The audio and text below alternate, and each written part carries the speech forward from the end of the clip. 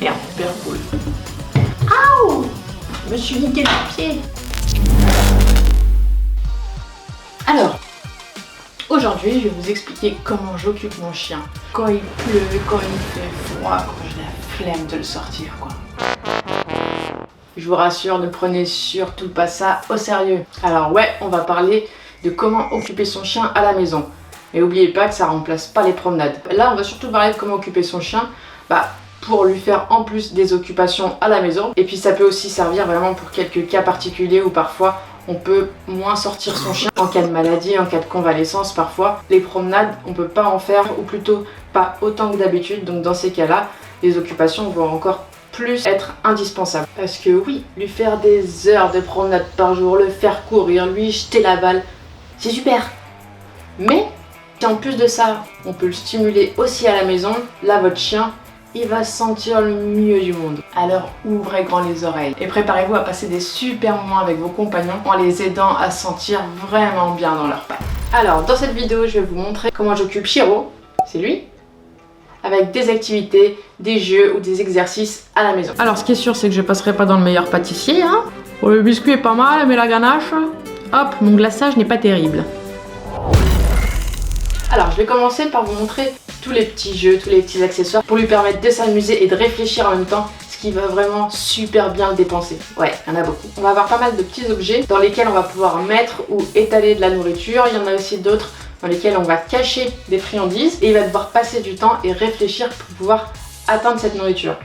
Après, un petit peu dans le même genre, on a tout ce qu'on va appeler aussi jeux d'intelligence. Donc ça, c'est un petit peu comme des puzzles, des choses comme ça où on va cacher des friandises. Il va falloir qu'ils comprennent qu'il faut ouvrir quelque chose, soulever, faire tourner pour attraper cette friandise. Donc forcément, c'est des choses qu'il va falloir de temps en temps changer parce que c'est sûr qu'une fois qu'il a utilisé ces jeux un certain nombre de fois, il va quand même les connaître vachement mieux et du coup, il va un peu moins avoir besoin de réfléchir et y passer moins de temps. Et on a aussi tout ce qui va être tapis de fouille. Alors ça c'est aussi super chouette franchement. On y met des croquettes, des friandises et là il va faire fonctionner son flair pour aller chercher les friandises. Alors vous inquiétez pas, même si vous n'avez pas tous ces objets, ça n'empêche pas de pouvoir occuper votre chien. Pour que Chiro par exemple utilise son flair, si j'ai pas de tapis de fouille, je vais faire comme un cache-cache maison.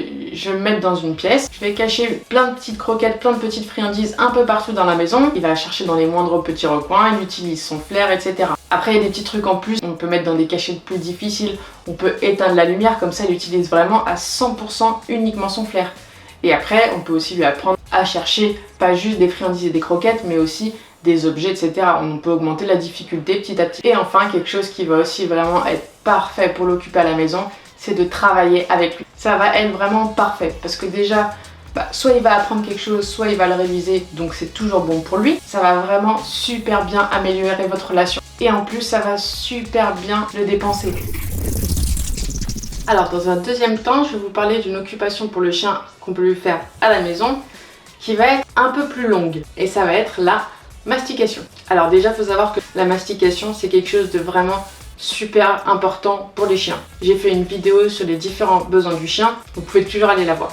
Donc déjà, c'est quelque chose de vraiment indispensable pour eux. En plus, c'est une super dépense et en plus, ça aide pour leur hygiène dentaire. Alors, on va avoir déjà tout ce qui est sabots, cornes, bois, fromage de yak, etc. qui vont vraiment être mâchés pour mâcher. Et après, on va avoir tout ce qui sont faits pour être mangés. Ça va être par exemple tout ce qui est oreilles, tendons, trachées, pattes. Alors dit comme ça donne pas trop envie, mais c'est vraiment super bon pour eux. Et en plus, ça peut occuper votre chien pendant des heures. Alors par contre, deux points vraiment sur lesquels j'insiste qui sont super importants au niveau de la mastication, c'est que déjà il va falloir choisir des friandises de mastication qui sont adaptées à votre chien. Donc adaptées déjà à l'âge, parce qu'il y en a pas mal par exemple qui vont pas être adaptées pour les chiots, adaptées à la mâchoire de votre chien, adaptées aux dents de votre chien, il faut vraiment faire attention à ça.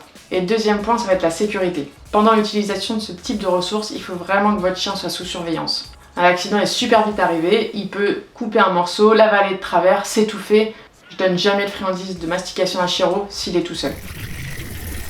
Voilà pour les différentes techniques et les différentes activités que je voulais vous donner pour vous aider à occuper votre chien.